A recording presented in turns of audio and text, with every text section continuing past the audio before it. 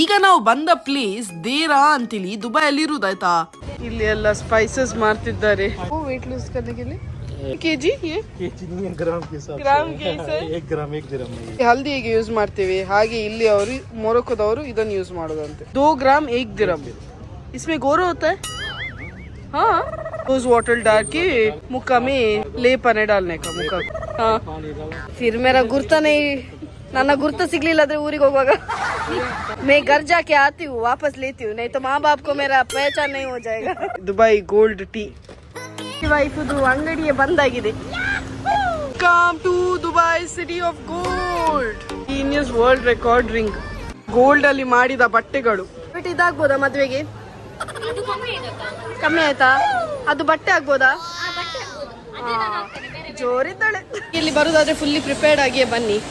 ಶೆಕೆ ಸರಿ ನೀರು ಹಣ್ಣು ಕಾಯಿ ಎಲ್ಲ ತಕೊಂಡೇ ಬನ್ನಿ. ಎಲ್ಲ ಗೋಲ್ಡ್.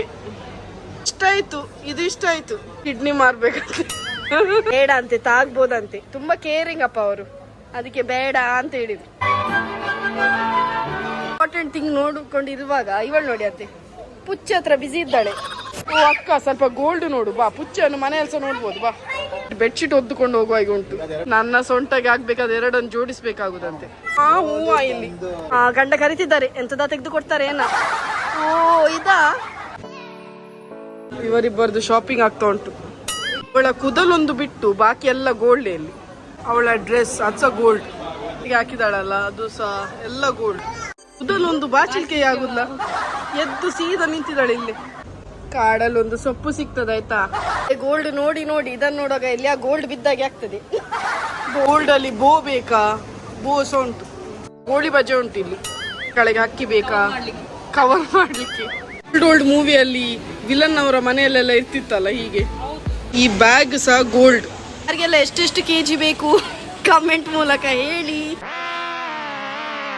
ಮೇಲೆ ಸಹ ನಾವು ಬಟ್ಟೆಗೆ ನೇತಾಡ್ತೇವೆ ಒಣಗುವಾಗ, ಹಾಗೆ ನೇತಾಡಿಸಿದ್ದಾರೆ. ಅನಾಥರಾಗಿಬ್ಬರು ಕೂತಿದ್ದಾರೆ. ಡಸ್ಟ್ಬಿನ್ ಅನ್ನು ನೋಡುವಾಗ ಸಹ ಗೋಲ್ಡ್ ನೋಡಿದಾಗ ಆಗ್ತದೆ. ಒಳಗೆ ಹಾಕ್ಲಿಕ್ಕೆ ಸಹ ಮನಸ್ಸು ಬರ್ತಿಲ್ಲವೇನೋ ಯಾರಿಗೆ ಸಹ. ಬೆವರಿ ಸಹ ನೋಡುವಷ್ಟು ಮುಗಿಯುವುದಿಲ್ಲ.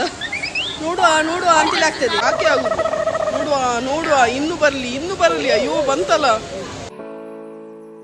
ಇದ್ರೆ ಕಸ್ಟಮೈಸ್ ಮಾಡಿ ಕೊಡ್ತಾರೆ. ಎಲ್ಲರೂ ಸಹ ಹೇಳ್ತಿದ್ದಾರೆ ಒಳಗೆ ಬನ್ನಿ ಡಿಸೈನ್ಸ್ ತೋರಿಸ್ತಾನೆ. ಡಿಸೈನ್ಸ್ ನೋಡ್ಲಿಕ್ಕೆ ಹೆಂಗಸರು ಖಾಲಿ ಬಂದ್ರೆ ಒಳ್ಳೆ. Here we meet once again.